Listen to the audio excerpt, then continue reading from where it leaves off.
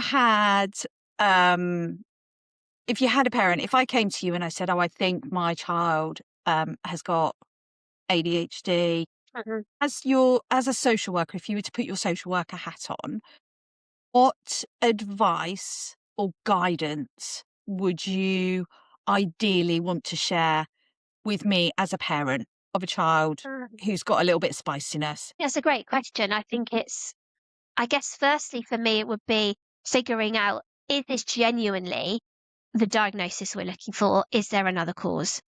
And so I'd be having some questions with you, not to accuse, not to blame or to shame, but some um, very almost journal prompting kind of questions to really think about what is it that we're seeing? Because I think understanding what the behavior is really important. Mm, And then once we understand what the behavior is, we know that all behavior is a form of communication. So what is the child trying to communicate? And is it that there is neurospiciness going on in the brain and so it comes out in this behavior, or is it something else? So I think that would be my first point of call.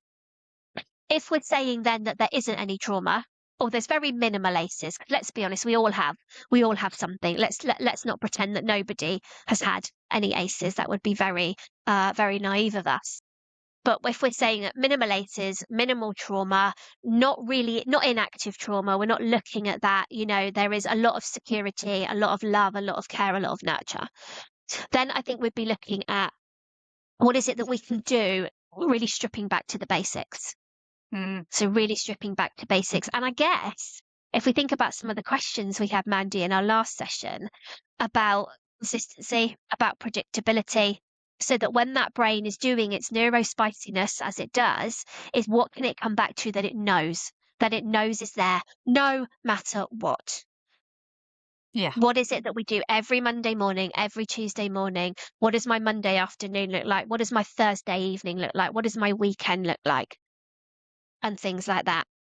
So really stripping it back to those those therapeutic parenting basics, visual timetables, clear routines, clear predictability, and hopefully then talking about the impact of shame attached to this.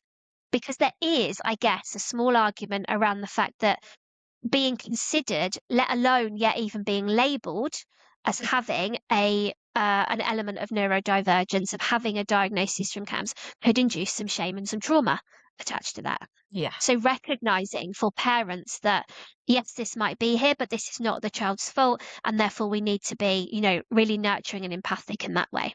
But I think if we're then thinking about other people to support, it would be obviously looking at CAMS, recognizing the waiting list is phenomenal in most places, as we now know, but looking up other resources online.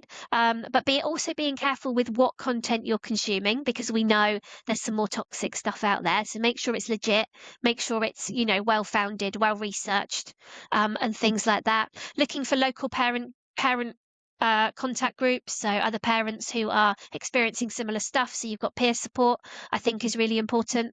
You're not alone. You're absolutely not alone. I'm not sure of the statistics for classrooms these days, but the numbers are higher in terms of neurodiversity. And if there isn't a local group or a local resource, maybe you could be the person to start one. Maybe you could be that trailblazer. And usually the schools are a good place to start because they might be able to advertise stuff for you or have a space for a coffee morning or, do an additional after school club where then parents can come together and chat and talk things through. But yeah, I guess that would kind of be where I'd be at to start with. And I think you should educate yourself. Knowledge is power in anything like this.